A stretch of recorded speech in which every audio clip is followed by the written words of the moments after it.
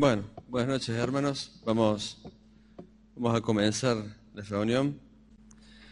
Bien, estamos viendo nuestra declaración de fe, aquello que creemos como iglesia local, que alguna vez usted quizás la leyó cuando le dieron la declaración de fe, y ya habíamos empezado el martes pasado con la posición doctrinal de la Iglesia respecto a algunos temas que están ahí en la declaración de fe.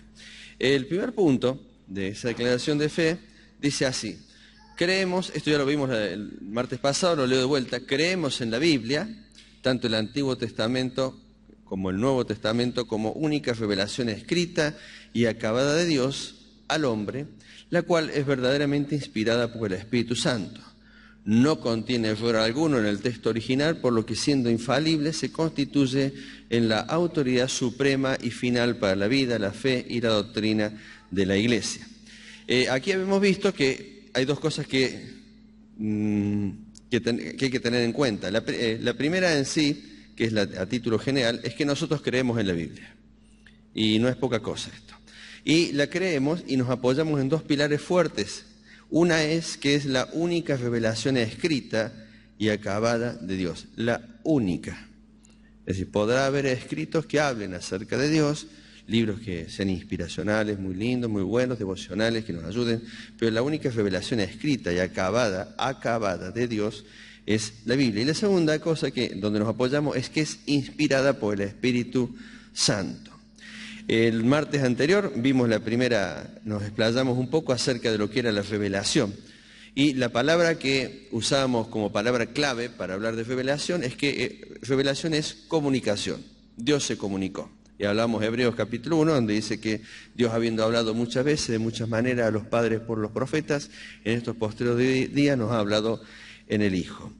Pero ahora lo que vamos a hablar es acerca, habiendo hablado ya de la revelación, vamos a hablar acerca de que creemos en la Biblia porque es la revelación de Dios y porque es inspirada por Dios. Entonces vamos a hablar de la inspiración.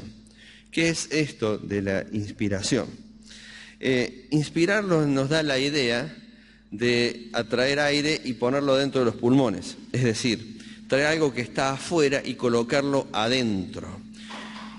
En términos generales estamos hablando, ¿no? En términos generales también se dice que inspirar es infundir ánimo, sugerir afectos, ideas, designios. En resumen, aplicarle algo a alguien para algo. Ahora, en el sentido teológico las definiciones son un poco más elaboradas. Yo las escribí para que usted la lea conmigo y las analicemos. Voy a poner varias y entre esas voy a poner una donde yo quiero que usted se dé cuenta cuál es la dificultad. Quizá usted, por sus años de cristiano, se va a dar cuenta, acá me parece que hay algo que debe estar mal. En la primera, que entendemos que está bien esta definición, dice así: la inspiración es la operación por la cual Dios garantiza el contenido de la Biblia como auténtica expresión de su revelación. La inspiración es una operación, Dios opera de muchas formas, y cuando va a inspirar a los hombres para escribir la Escritura, realiza una operación sobre ellos, que ya al final vamos a ver cómo es esta operación. No eran llevados al cielo para recibir lo que tenían que escribir, ¿no? Dios operó de una manera muy particular. Esta es una definición. Ahora yo le voy a poner otra y yo quiero que usted descubra qué parte de la encontramos dificultad para aceptarle esta definición. Dice así esta definición: es la operación divina ejercida sobre los autores humanos por la cual Dios les revela el mensaje a escribir, custodia su trabajo para que no haya errores, pero sin alterar su propio estilo personal en la confección del original, comunicando luego al trabajo hecho su aliento divino para que todo el escrito original sea absolutamente palabra de Dios, viva, eficiente u operante. ¿Usted le encuentra alguna dificultad? Indudablemente que sí. Es decir, sí, yo no doy nombres, por eso no doy nombres, pero en esta definición tenemos un problema. En esta expresión, que si bien es una operación de Dios, es que dice esta persona que dice la definición que luego de que la persona escribió, le comunicó luego Dios el aliento divino. ¿Se entiende? Es como decir, usted escribe y ora, Señor, hace que esto sea tu palabra. Eso no fue lo que... ¿Cómo? No. Dios está actuando, Dios está activo en la manera en que trabaja con las personas cuando escribieron esto. A la vez que escribían, Dios estaba activamente. No es que Dios los dejaba expresarse y luego le ponía la impronta divina. Por eso creo que Claro. Ahora entiendo, sí. Es decir, yo diría que tendríamos que hacer esto, hasta ahí, ¿no? Es una operación divina ejercida sobre los autores humanos por la cual Dios les revela el mensaje a escribir, custodia, indudablemente, Dios custodia el trabajo para que no haya errores, pero sin alterar su propio estilo personal en la confección del original. Ya después vamos a hablar un poco más de esto. Estamos adentrándonos a varias definiciones que nos ayudan a pensar. Cuando uno hace teología, es muy importante ver muchas definiciones porque nos ayudan a pensar a Dios. No acerca de Dios, nos ayudan a pensar a Dios. Otra definición sería, es la operación divina a través de la cual Dios transmitió sus completos e íntimos pensamientos a hombres elegidos por Él para que los dejasen registrados en forma escrita. Dios dejó registrado en forma escrita lo que hoy llamamos la Biblia, su palabra, ¿no? Es decir, sigue siendo una operación y sigue siendo algo que Dios transmitió. La inspiración operó en la literatura de la humanidad exclusivamente en la Biblia, no en otro libro. ¿Se entiende eso? Nada más que en la Biblia, en su palabra. Existieron hombres inspirados que produjeron escritos inspirados. Ahora, no todo lo que los hombres inspirados dijeron se quedaron en la historia de la humanidad como inspiración de Dios. Pablo tiene que haber dicho muchas cosas y Pedro tiene que haber dicho muchas cosas que no eran inspiradas por Dios, pero las que están en las escrituras que ellos pusieron, indudablemente son inspiradas. ¿Se entiende? Es decir, lo que tenemos en la Biblia, que escribió Pedro, que escribió Pablo, decimos que es inspirado por Dios. Hubo hombres inspirados que tuvieron escritos inspirados. Y esto hace a diferencia de mucha otra literatura. Ahora, no tenemos en la Biblia registrado todos los eventos porque Dios no lo quiso así. Hay pasajes que nos dan a entender que aun cuando podrían haber sido, a nuestro entender, muy positivo que hubiesen estado en la Biblia, Dios a los escritores no les permitió escribirlo por soberanía de Dios. Usted fíjese lo que dice Juan capítulo 20, versículo 30. Quiero ver si se ve en rojo para saber si tengo que hacer en rojo o no. Juan 20, 30 al 31. Dice, hizo además Jesús muchas otras señales en presencia de sus discípulos, las cuales no están escritas en este libro. Pero estas que se han escrito para que creáis que Jesús es el Cristo, el Hijo de Dios, y para que creyendo tengáis vida en su nombre. Nos hubiera gustado saber otras señales, pero Dios le dice a Juan, escribí esto, pone que hubo otras cosas que no están escritas, pero las que están para que crean. Mateo capítulo 4, 23. Y recorrió Jesús toda Galilea, enseñando en la sinagoga de ellos y predicando el evangelio del reino y sanando toda enfermedad y toda dolencia en el pueblo. Dice, ahora, qué lindo hubiera estado, ¿no? Haber sabido qué enseñó en la sinagoga. No lo sabemos. Dice que enseñaba en la sinagoga. Y Dios al autor inspirado por él, no le da el detalle de qué fue lo que debía escribir acerca de la enseñanza que dio cuando entró en la sinagoga. Es decir, Lucas capítulo 24, 27 dice, y comenzando desde Moisés, ¿se acuerdan los discípulos de Maús? Comenzando desde Moisés y siguiendo por todos los profetas, les declaraba en todas las escrituras lo que de él se decía. ¿Qué mensaje tiene que haber sido ese? No lo tenemos. El autor, Lucas, dice que Jesús le explicó y que empezó de acá y terminó allá, pero no fue al detalle. En la inspiración Dios le dejó dicho que pusiera nada más que esto, que de esta fue la forma en que Jesús habló. Juan capítulo 21, 25 dice, y hay también otras muchas cosas que hizo Jesús, las cuales, si se escribieran una por una, pienso que aún en el mundo cabrían los libros que se habrían de escribir. Amén. Esto es una hipérbole. Indudablemente no es que no cabían libros para escribir todo lo que Jesús hizo, pero está queriendo decir que eran tantas las cosas que Jesús hizo, tantas las cosas que Jesús dijo, que los autores escribieron solo lo que Jesús dijo que escribieran, solo lo que Dios dijo que escribieran. En la inspiración Dios opera en el hombre para que escriba lo que Él quiere que escriba. Bien, la inspiración es una operación de parte de Dios, es algo que Dios hace en la persona. Ahora, bien, ¿cómo se define la Biblia a sí misma? La Biblia se define como inspirada por Dios. Ella misma se dice como inspirada por Dios. En los tantos 3:16 que usted conoce de la Biblia, 2 Timoteo 3:16 dice: toda la escritura es inspirada por Dios y útil para enseñar, para redarguir, para corregir, para instruir en justicia, y sigue el texto. Este texto tan conocido es muy fuerte y es muy importante para esta doctrina, la doctrina de la inspiración. ¿Por qué? Porque cuando uno va a hilar más fino, como lo estamos haciendo ahora, lo que estamos queriendo hacer es exégesis. Y cuando se hace exégesis es hacer el estudio exhaustivo del texto.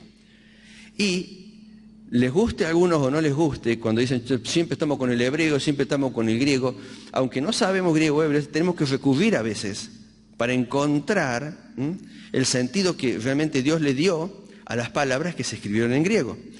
Aquí cuando el escritor escribe y dice toda la escritura es inspirada por Dios y útil para enseñar, para redarguir, para corregir y para instruir en justicia, si usted toma el interlineal de la Cueva, yo ahí saqué una foto, como quien dice, y la puse, que es que está sacado de la traducción Nestlé Adams. La Cueva abajo traduce, ve el número 16, ¿lo ve por ahí? Bien. Dice, toda escritura es inspirada por Dios y provechosa para enseñanza, para reproche, para corrección, para instrucción en justicia. Fíjese que inspirada por Dios es una sola palabra. Es teoneusto. Lo decimos tal como nos suena a nosotros en español, usando las palabras en griego. Si usted alguna vez hizo ingeniería o hizo alguna matemática, muchas veces habrá utilizado los números las letras griegas para decir algo. Entonces, indudablemente, tita es T, eta es la E, la O es omicron, pi es la P. Entonces uno puede llegar a armar el sonido.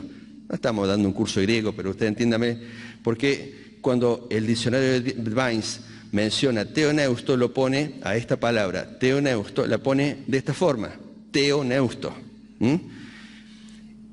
Y las S que usted ve, el sigma, cuando el sigma va al final, va de otra forma que como está delante de la T, ¿no? Teoneusto se para con que es teo y neo, que es la expresión reducida de neusto, es respirar, es Dios respirando. Lo llamativo de este texto, aquí voy con todo esto, porque yo no soy griego ni estoy por explicar griego, ¿no? Lo llamativo de este contexto es cuando usted toma un elemento que le ayuda a analizar esto, como por ejemplo el diccionario de Vine, tómelo en su casa y va y busca esta palabra, inspirar, lo lleva y le dice, mire, en el 3:16 lo que se utiliza es esta expresión. Y dice allí que esta palabra no se repite en la Biblia y está puesta como un adjetivo. No es poca cosa lo que está diciendo ahí. No se repite en la Escritura. Usted puede decir que David fue valeroso, un hombre de valor, un hombre valiente.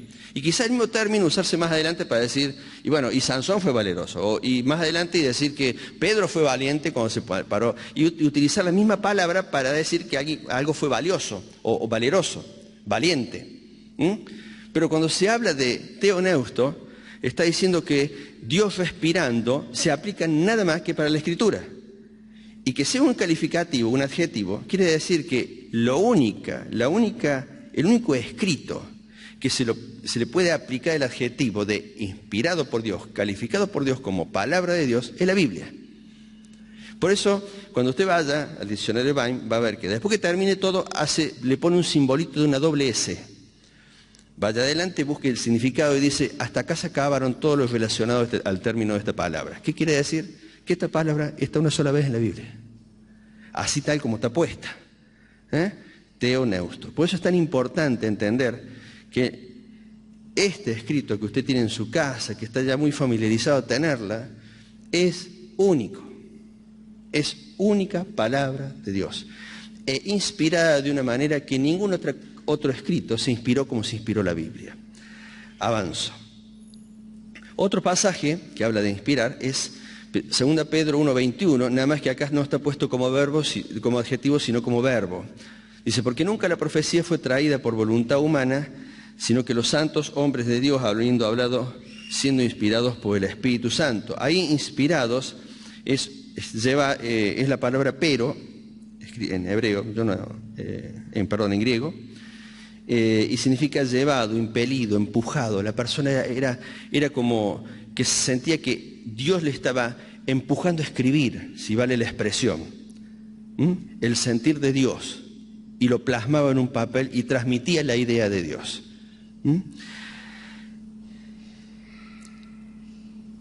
Todo esto usted lo va a leer si usted va a al diccionario expositivo de palabras del Nuevo Testamento de Vine, usted extiende un poco más lo que yo le estoy diciendo en el estudio y va a ver cuán original es esto de que la Biblia es inspirada por Dios. Es única. Es única. Y lo vamos a ver ahora con lo que se llama la doctrina de la inspiración. La doctrina de la inspiración es un aparato teológico. Es decir, nos tomamos de herramientas, lo que yo voy a decir ahora no sale en la Biblia como tal, pero me ayuda a pensar y analizar y darme cuenta de la verdad de Dios que sí está puesta. La doctrina de la inspiración. Schaffer dice, ¿cómo un autor humano, registrando sus propios pensamientos y su conocimiento, puede ser guiado para escribir exactamente lo que Dios desea que escriba? ¿Cómo puede ser? Por tal motivo, dicen los teólogos, han dado a llamar las teorías de la inspiración. Entonces, yo le voy a mencionar varias teorías.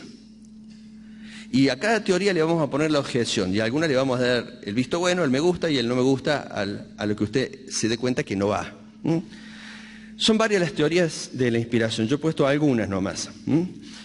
La teoría de la inspiración mecánica, la teoría de la inspiración parcial, la teoría de la inspiración por intuición, la teoría de la inspiración verbal, la teoría de la inspiración dinámica y la teoría de la inspiración plenaria. Bien, la teoría de la inspiración mecánica o de dictado. Esta teoría la sostienen algunos diciendo, Dios sencillamente le hablaba a una persona y esta persona era como un taquígrafo, como una máquina de escribir. Dios decía y la persona escribía y se anulaba por completo al autor. Nosotros le hacemos una objeción a esto. Si esto fuese así, desde el Génesis al Apocalipsis, el género literario sería igual. Estaría normada la forma en que hablar. Usted no encontraría, o sería todo poesía, o sería todo relato histórico, o sería todo exégesis de doctrinas como lo hace Pablo. Pero le va a ser difícil encontrar a un Pedro haciendo poesía. Sí lo va a encontrar a David. Le va a ser difícil encontrar a un Pablo haciendo la forma de historia que hacía Moisés cuando escribe el Pentateuco. Es que Dios no anulaba a las personas, las utilizaba con sus propias características para transmitir la verdad de Él. El ejemplo que voy a dar ahora es pobre, pero en realidad es de alguna manera ilustrativo. Es como un maestro de orquesta. Está parado acá adelante y allá hace sonar la trompeta, allá hace sonar el tambor, allá hace sonar el clarinete, acá hace sonar el violín. Cada uno suena distinto, pero cada uno no toca lo que quiere. Toca lo que el maestro que está adelante dice que tiene que tocar. Ahora, no anula la dote que tiene cada uno, la capacidad que tiene cada uno. Recién me ayudaba Matías a encontrar un pasaje de la Escritura que no me acordaba dónde estaba. Y usted cuando lee en Hechos de los Apóstoles, por ejemplo, capítulo 3, se acuerda que Juan y Pedro entran a la hora de la oración al templo y encuentran a un hombre que está tirado allí y lo va a curar. Y le dice, mira, yo no tengo oro ni plata, lo que tengo te doy. Y dice, en nombre de Jesús Nazaret, levántate y anda. Dice el versículo 7, y tomándole por la mano derecha le levantó. Y al momento se le afirmaron los pies y los tobillos. Mire, yo si hubiera visto a una persona que se sana, directamente digo, al momento se puso de pie.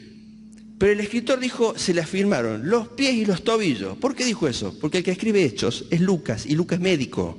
El médico le miró los tobillos, le miró las piernas. Yo no hubiera visto eso. Quizás Marco no lo hubiera visto, Juan no, Lucas, el escritor sí. No anuló a la persona para describir algo que Dios sí quería transmitir. ¿Se entiende lo que estoy diciendo?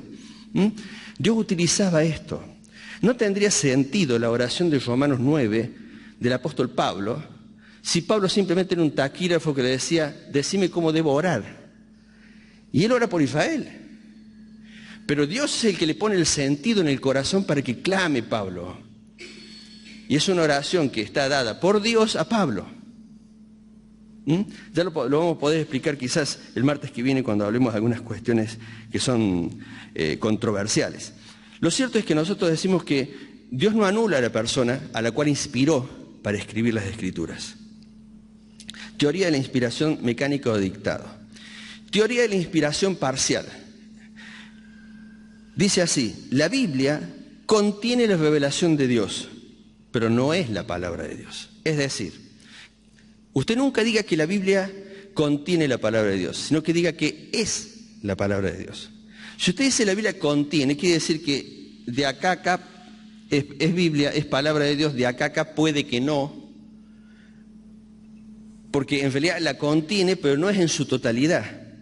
En realidad muchas personas hacen esto. Dicen, no necesariamente todas las historias de la Biblia fueron reales, algunas quizás fueron ejemplos que pusieron los hombres para que entendiésemos una verdad. Pero lo cierto es que la palabra de Dios, desde el Génesis 1 hasta el final del Apocalipsis, toda es palabra de Dios. No hay una inspiración parcial, donde el que escribió inspirado, impelido por Dios, como recién decíamos por definición, empujado por Dios, y en algún momento se cortaba la comunicación y el hombre seguía escribiendo por sí solo. Toda la Escritura es total. Si nosotros aceptamos la teoría de la inspiración parcial, dejamos en manos del hombre el decir lo que es palabra de Dios o no. Supóngase que yo le diga a usted, mire, Éxodo es inspiración de Dios, Josué no lo es. Y usted me diga, no, eso es tu posición. Yo creo que Josué es la inspiración de Dios y Éxodo es una historia que quizás no lo es. Entonces dependería de quién es el que se para frente a la Biblia para decir esto es verdad y esto no lo es. No queda en manos del hombre determinar la inspiración. Es total. Toda la Biblia es inspirada por Dios, dice el 3:16 de 2 Timoteo. El concepto se aplica en la actualidad, ¿saben por qué? Porque de alguna manera, a veces los cristianos hacemos esto. Hay cosas que nos gusta leer y hay otras que decimos, y sí, pero no es tan fuerte como el otro texto que me promete cosas mejores. Y tomo lo que quiero y rechazo lo que no quiero, como si fuese menos palabra de Dios. Una exhortación fuerte a mi vida es palabra de Dios si viene del escrito, de acá de la Biblia. Y una promesa que me alienta también es palabra de Dios si viene del escrito, ambas. A veces somos selectivos. Teoría en inspiración parcial.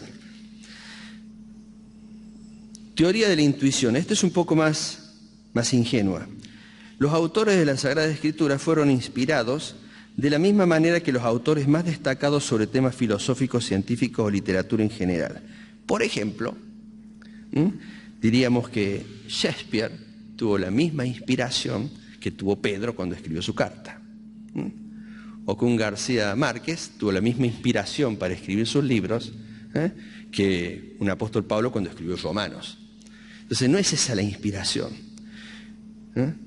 El término alguien se siente inspirado de escribir una escritura, uno lo entiende en términos humanos, pero teológicamente es algo muy fuerte para nosotros. Decimos que hubo hombres inspirados y no hay más hombres inspirados, porque la Biblia ya está cerrada en su canon. Entonces esta teoría mezcla las cosas. Es más, hasta los mismos libros que usted encuentra en la librería cristiana, usted no puede decir que es inspirado por Dios. Tendríamos un gran problema si creyéramos eso. Porque cualquier libro que sacaríamos del estante diríamos es palabra de Dios y podría ser que esto lo desplacemos por otro libro que es más fácil leerlo. Pero no es inspirado por Dios. Es la Biblia. Por eso es que no podemos abandonar la lectura de la Biblia por otros libros cristianos.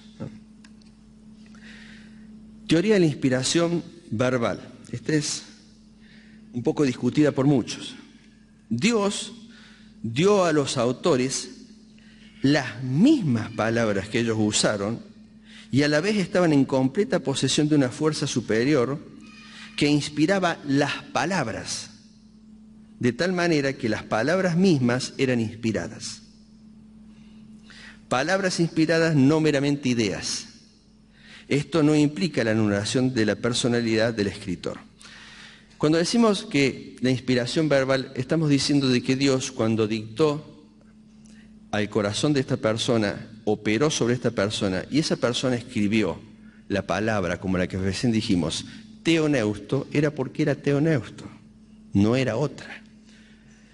Por eso se hace tanta exégesis sobre los textos bíblicos. Porque hay veces que nuestro idioma es muy pobre comparado al griego. La palabra amor, usted sabe que tiene muchas acepciones. Entonces es importante saber qué amor en griego está puesto aquí en las Escrituras.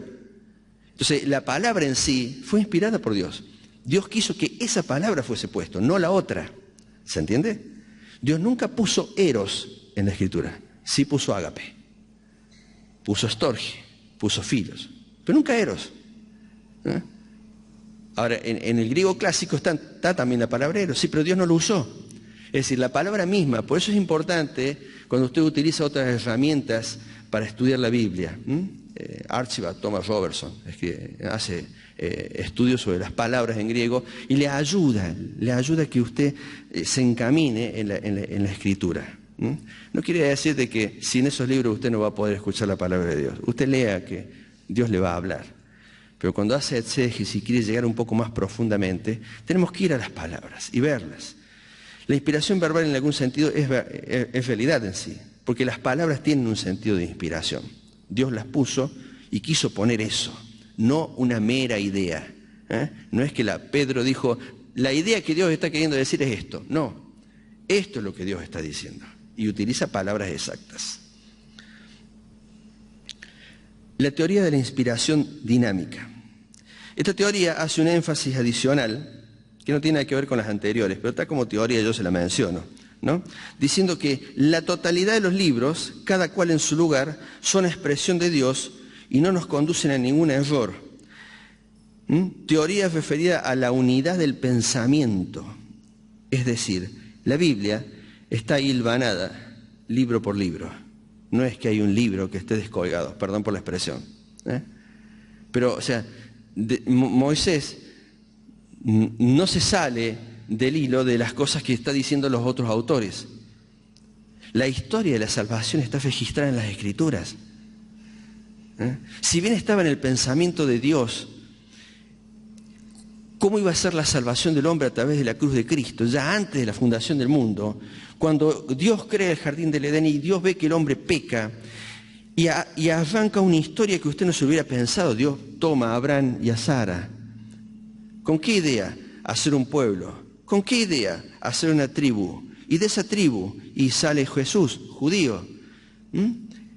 Y de él sale la iglesia, apoyada en los profetas y los apóstoles. Y envía a los apóstoles, y usted va a ver que todo tiene que ver con todo. No es que los libros están descolgados. Es dinámico porque el libro me va llevando. Si bien los libros están puestos, no nos va a dar tiempo para ver eso. No están puestos cronológicamente por fecha los libros, están por tópicos. Usted va a ver los históricos, primero el Pentateuco, la Torá, los históricos, los poéticos, está en ese orden. Y el último pasaje quizás del Antiguo Testamento sea Nehemías 13 y no Malaquías, pero la idea es que toda la historia de la Biblia, todo el desarrollo es un hilo, lleva un hilván, es dinámico. Usted no se pierde. O sea, si usted leyó la Biblia hasta la mitad, se está perdiendo la otra parte. Teoría de la inspiración plenaria. Lo defino simple y sencillo. Pero se me va el tiempo ya. Los escritores estuvieron bajo la dirección del Espíritu Santo y de él recibieron la revelación, al punto tal que al escribir sus libros fueron tan infaliblemente guiados que no escribieron nada erróneo. Esta inspiración es inmune a cualquier tipo de error. Entonces, cuando uno se pregunta cuál sería nuestra postura y uno mira todas las teorías que nos ayudan a pensar, vieron que esto mecánico parcial no está escrito, algo usted no lo va a encontrar acá en los Salmos, ¿no? Pero me ayuda a pensar y en lo que piensa la gente. Y en cómo defender mi fe. Entonces, digo, bueno, mecánico no, parcial no, absolutamente no, intuición ni cerca. Y es verbal, sí, las palabras tienen un sentido que es importante profundizar sobre el texto, cómo está puesto y cómo está dicho. Si es verbo, si es adjetivo, qué quiso decir ahí el autor inspirado por Dios. ¿Es dinámico? Sí, lleva un hilván. Por eso decimos que un texto fuera del contexto es un pretexto, porque es dinámico. No puedo sacar el texto así simplemente y decir esto es lo que Dios dice para mi vida. Había un predicador que decía que agarró y dijo, leyó un texto, y Judas fue y se ahorcó. Dijo, no. Y después dice, haz tú lo mismo. Entonces, no, es dinámica la Biblia. O sea, léala por orden para darse cuenta. Y después habló y leyó lo que vas a hacer a lo pronto. Y lo que vas a hacer a lo pronto. Claro. Entonces, si uno entiende que la Biblia es dinámica, que tiene un sentido, usted se va a enterar, uno porque no nos da el tiempo, la Biblia no se escribió con capítulos y versículos. Hay que leerla de continuo. Entonces, todo tiene que ver con todo, tiene una relación. Esto es lo maravilloso de las Escrituras. E indudablemente nuestra postura es que la Biblia tiene inspiración plenaria. Los escritores estuvieron bajo la dirección del Espíritu Santo y de él recibieron la revelación. Rescato lo que hablamos el martes pasado. De Dios recibieron estas personas la revelación de Dios y fueron inspirados para escribir lo que escribieron. No existen revelaciones hoy. Hermanos, tuve una revelación anoche. No es de Dios eso, hermanos. Aun cuando pueda coincidir con algunas cosas que digan la Escritura. Hay veces que uno escucha personas que dicen, Dios me dijo tal cosa, y sí, a mí también me la dijo. Si la leo en la Biblia, también está. No nos dice nada nuevo. No hay apóstoles. La iglesia está fundada sobre la base de los profetas y los apóstoles. Ya están los apóstoles, ya se fue el canon. No existen apóstoles. Si usted quiere utilizar el sentido de apóstol enviado, bueno, sí, somos todos enviados, pero el término apóstol no va para este tiempo. La iglesia en Calle Rincón no entiende que haya apóstoles en este tiempo.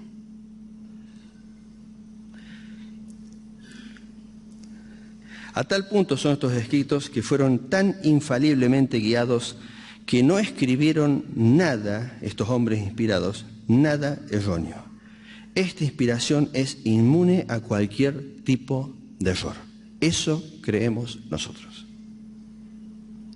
Y de alguna manera sí, la plenaria abarca todo, en realidad.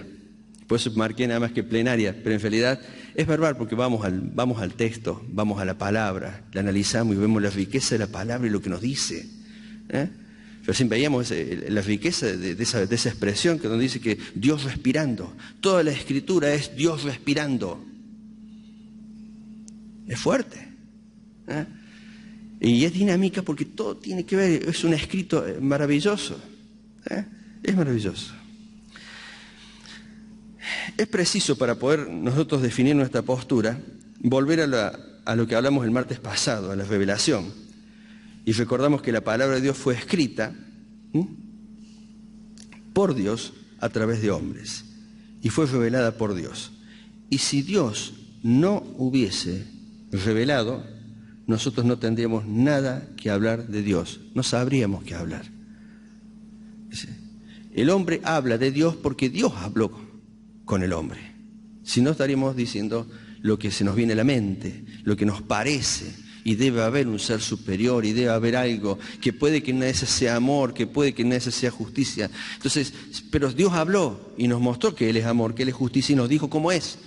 Y eso está puesto en las Escrituras.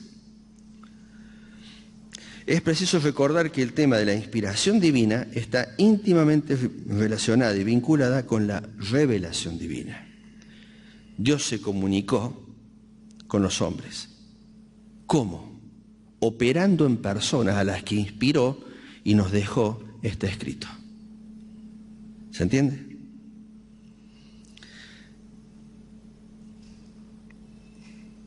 ¿En qué consiste la inspiración? Yo me pregunté esto y no sabía cómo explicar esto. ¿Cómo era? ¿Cómo era que se inspiraban los hombres?